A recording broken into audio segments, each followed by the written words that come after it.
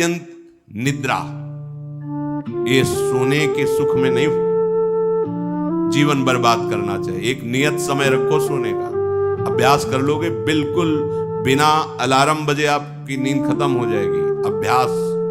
अभ्यास बहुत बड़ी सामर्थ्य है, बहुत बड़ी।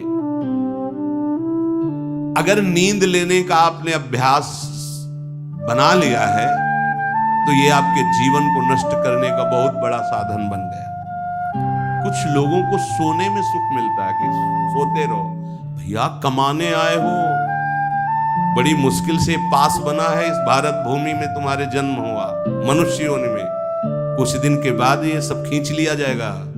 सोने में समय क्यों बर्बाद कर रहे हो? कमाओ, सत आचरण करो, समाज को सुख पहुंचाओ, नाम जप करो, बड़े बुजुर्गों को सुख पहुंचाओ, किसी को दुख ना पहुंचाओ। ये कमाई कर लो।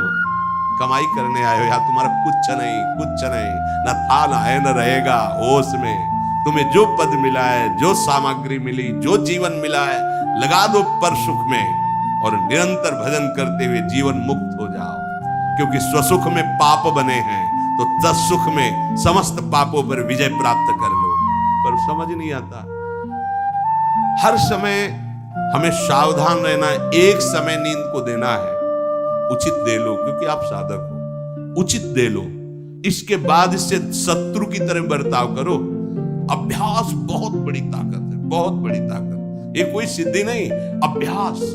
आपने यदि अभ्यास किया है, नींद का आदर किया है, तो आप ऐसे भी हैं। साधकों के सामने बताया था उन्होंने कि मुझे बस भोजन पवा दो तो मैं सो जाऊंगा, फिर भोजन पाऊंगा, फिर सो जाऊंगा। मेरा अभ्यास इतना दृढ़ है। धन्य है आपका जीवन जो ऐसा अभ्यास सिद्ध कर लिया है।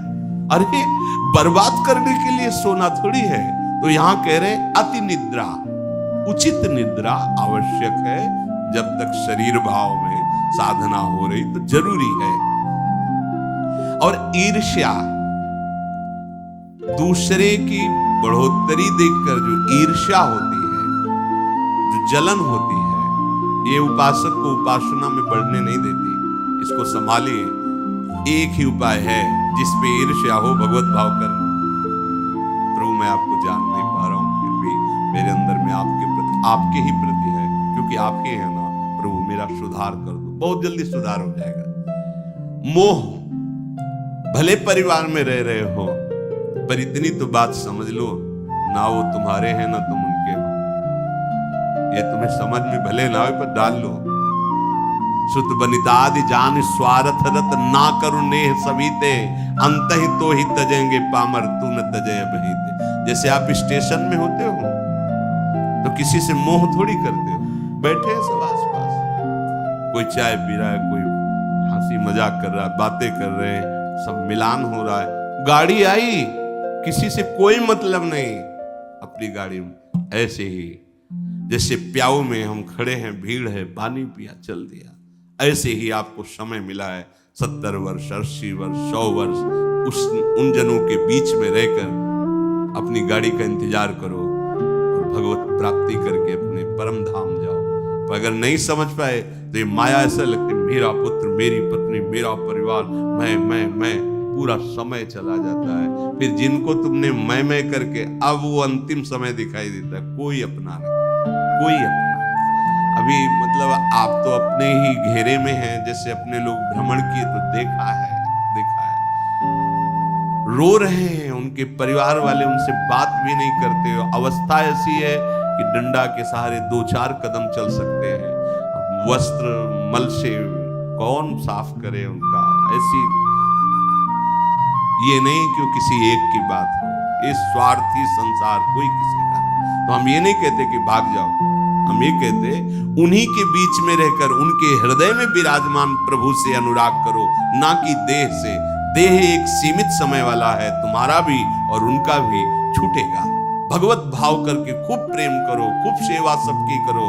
भगवत भाव विहीन आसक्ति तुम्हारे पतन का कारण बन जाएगी, जिसे मोह कहते हैं। मोह सकल व्याधिन कर मूला, ये मूल है, ये बहुत दुख देने वाला है। तृष्णा, भोगे हुए भोग को बार बार भोगने की इच्छा का नाम तृष्णा। ये डाइन है, इसे शास्त्रों में कहा गया है, ये डाइन है, कभी आघाती नहीं है। ये तृष्णा रूपी डाइन सबके हृदय में बैठी है। हर भोग को बहुत बार भोगा फिर भी भोगने की चाह, इसी का नाम तृष्णा है। और कायरता, जो नहीं होना चाहिए उसमें बहुत उत्साहित है, जो करना चाहिए, जो होना चाहिए उसमें, उसे कायरता कहते हैं। ये कायरता साधक में अगर है तो परमार्थ विहीन कर देगी। दूसरों के गुणों में दोष देखना और निंदा करना, द्वादशैते महादोषा, ये महान दोष है। धृतराष्ट्र जी से कह रहे सनत सुजात जी, इन्हीं दोषों के कारण हृदय में बैठे हुए भगवान का साक्षात्कार नहीं होता। ये प्राणों का नाश करने वाले, ये प्रज्ञा का नाश करने वाले, ज्ञान नेत्रों को ये ढक देने वाले दोष हैं। शोक, क्रोध, लोभ, काम, मान, अत्यंत निद्रा, ईर्ष्या, मोह, तृष्णा, कायरता, गुणों में दोष देखना और निंदा करना, ये 12 महान दोष साधक की साधना का नाश करने वाले हैं। भगवत अनुभव इन्हीं के कारण नहीं हो पाता। भगवान हृदय में है पर हमें अनुभव क्यों नहीं होता? इन 12 दोषों के कारण। राजेंद्र, जो लोलुप पुरुष, क्रूर कर्म करने वाला, कठोर वाणी बोलने वाला, कृपण स्वभाव वाला, मन ही मन दूसरों के प्रति जलने वाला और अपनी प्रशंसा करने वाला है, वो निश्चय ही भगवत मार्ग में नहीं चल पाता है, भगवत मार्ग का वर्ण नहीं कर पाता है। जो संभोग में मन लगाने वाला, हृदय में विषमता रखने वाला, अत्यंत अभिमानी स्वभाव वाला, दान दे करके जलन करने वाला, मैंने क्यों दे दिया, दान देकर जलन करने वाला, आत्म इश्लाघा करने वाला और असमर्थ होकर अपनी बड़ाई लंबी लंबी बातें करने वाला, ऐसा पुरुष भी परमार्थ पर चलने की योग्यता खो देता है। सच्ची हो या झूठी, निंदा करनी ही नहीं है। सद वा परिवादो ब्रह्मणस्य न सस्यते नरक प्रतिष्ठास्ते वही शूर एवं कुर्वते जनाः। बोले इसमें क्या, मैंने देखा ऐसा ऐसा ऐसा, तो शास्त्र कह रहा है कि तुम देखो भगवान को, सर्वम खलमिदम ब्रह्म ने नानास्ति किंचित, देखा तुमने? सत्य वस्तु को तो देखा नहीं। तो कह रहे सद वा परिवादो, झूठी हो या सच्ची, किसी की भी निंदा नहीं करनी। बोले हम तो सत्य बोलेंगे, तो सत्य को जाना तुम, सत्य एक है, सच्चिदानंद में है, उसको जाना। अगर उसको नहीं जाना तो तुम झूठे तो हो ही, तुम्हारी हर बात झूठी है। बोले नहीं, हम सत्य बोलते हैं, हमने जो देखा। तुम क्या देखा? जो देखना चाहिए वो देख पाए, जो नहीं देखना चाहिए वो देख पाए, तो तुम तो झूठा देख रहे हो, झूठा बोल रहे हो। सद वा परिवादो, बात सच्ची हो या झूठी, यदि वो किसी की निंदा है तो नहीं करना है। अगर करते हो तो नरक प्रतिष्ठास्ते वही स्यूर एवं कुर्वते जनाः, निश्चित उसे नरक की प्राप्ति होती। ये सनत सुजात जी महापुरुष बोल रहे हैं। जो बहुत बकवाद करने वाला है, दूसरों के दोषों का वर्णन करने वाला है और धन का दुरुपयोग करने वाला है, प्राणियों को कष्ट पहुंचाने वाला है, ऐसे आचरण वालों को देख करके प्रणाम मन से करके दूरी बनाओ। इनका संग नहीं करना चाहिए। इसलिए वो धन्य है जो सब प्रकार की कुचेष्टाओं का त्याग करके एकांत मन से भगवान श्री हरि की उपासना करते हैं। ना किसी से स्तुति, ना किसी से निंदा, ना किसी से राग, ना किसी से द्वेष। वो महापुरुष बालवत हो जाते हैं, बालवत, निर्विकार, ब्रह्म का साक्षात्कार करके बालवत चेष्टा के द्वारा जीवन व्यतीत करते हैं। वेदों में इसी स्थिति को जीवन मुक्त अवस्था कहते हैं। हे राजन, सच्चिदानंद परब्रह्म की प्राप्ति ही इस जीवन का परम लक्ष्य है। जो इस लक्ष्य को निश्चित करके, जो बताए हुए दोष हैं उनका त्याग करके, असाधनों का त्याग करके साधन में स्थित रहता है, निश्चित उसका स्वभाव बालवत। बड़े बड़े महापुरुषों को दे एकदम निर्विकार, बालवत चेष्टा, बोधवान होते हुए भी अबोधवत चेष्टा। जैसे बच्चा न किसी से राग न किसी से द्वेष, खेल रहे स्वाभाविक। जीवन मुक्त महापुरुष कर्ता और भोक्ता भाव से रहित होते हैं, कोई भी दोष उनका स्पर्श नहीं करता, वो जगत मंगल करते हैं। वही स्थिति अपने को प्राप्त करने का समय दिया गया है। दृढ़ स्थिति प्रभाव नहीं, बहुत कृपा से ऐसी ऊंचाई पर आ गए जहां इन द्वंद्वों का प्रवेश नहीं, तो आप फिसलना नहीं, अब चूक नहीं, हर समय सावधान, सेवा सुमिरन सावधान, हर समय सावधान। एक सेकंड के लिए भी किसी इंद्रिय को छूट नहीं, धोखा पैदा कर देगी, भ्रम पैदा कर देगी, फिर पश्चाताप होगा। लोक चतुर्दश बहुविधि भटक्यो, स्वार्थ लगी मैं हरि बिसरायो। 14 भुवनों में स्मृति जागृत है, जो भगवत साक्षात्कार करने की स्थिति है, उसमें ऐसी स्मृति सब दिखे। जैसे काकभूषण जी कह, मुझे सब कल्पों का याद है। जिस समय अंतिम समय होता है जीव का, या जिस समय गर्भ में होता है, दोनों स्थितियों, गर्भ में उसे बहुत जन्मों की याद आती है, तो वो व्याकुल हो जाता है। ऐसे ऐसे कर्म उनके परिणाम से इस गर्भ में एक बार प्रभु, एक बार मुझे निकाल दो, मैं जाकर के मानव देह में ऐसे सत्कर्म करूंगा, ऐसा भजन करूंगा कि दोबारा मां के गर्भ में ना आना। जब अंतिम समय होता है तो जितने इस जन्म में दुष्कर्म या सत्कर्म के सब सामने घेर लेते हैं, बहुत जन्मों के कर्म संस्कार छा जाते हैं, और जो उसको योनि मिलनी होती है वही चित्त अटक जाता है। आगे बहुत सावधान, बहुत सावधान। कह रहे हरिराम व्यास जी, 14 लोकों में घूम कर, मेरी स्मृति इस समय जागृत, 14 लोकों में घूमा हूं,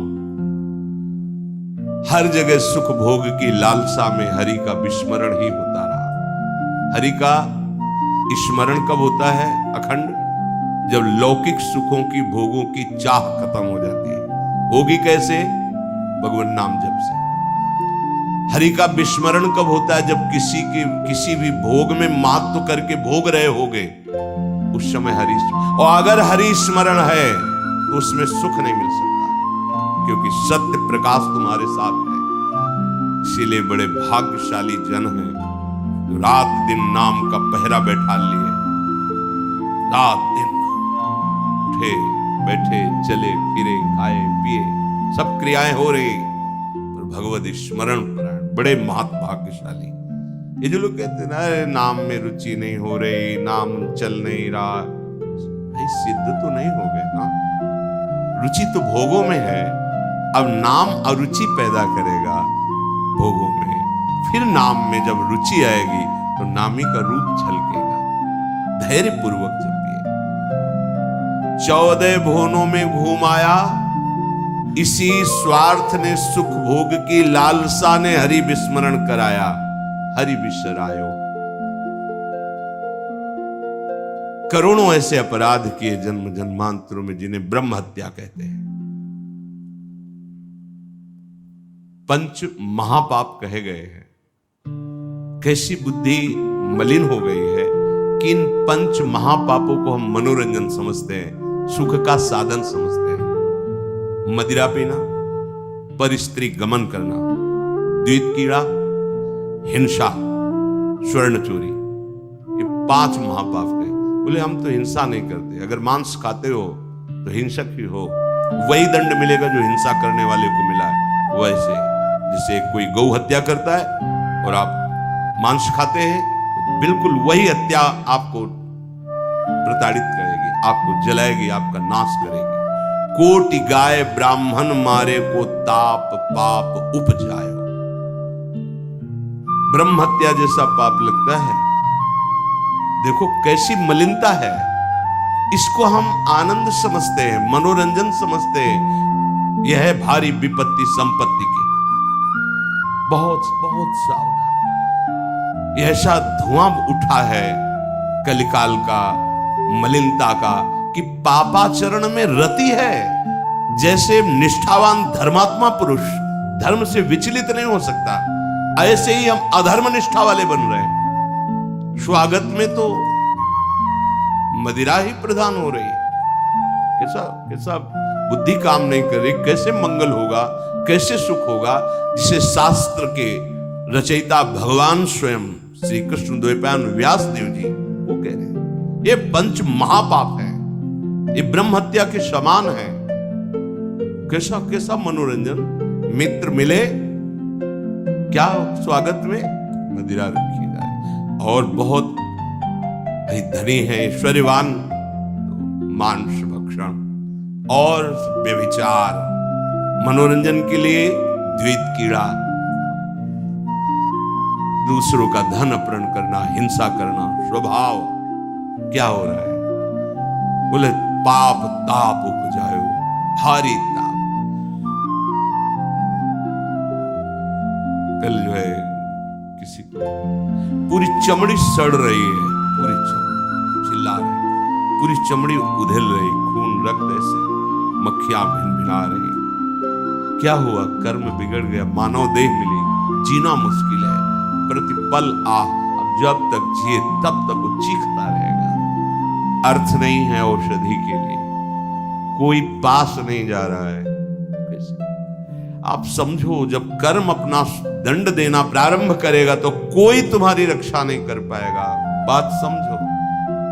हरिराम व्यास जी कह रहे कोटि गाय ब्राह्मण मारे को ताप पाप उपजाए।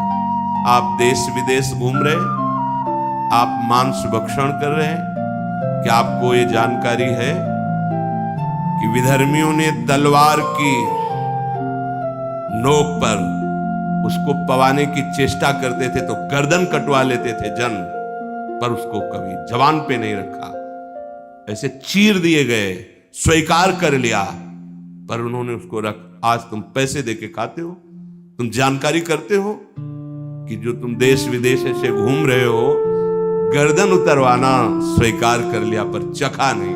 आज तुम्हारी बुद्धि इतनी भ्रष्ट है कि तुम पैसा देकर उसे खाते हो और अपने को मनुष्य कहते हो, अपने को जो भी नाम दो कि हम ये सनातनी, हम ये धर्म में चलने वाले।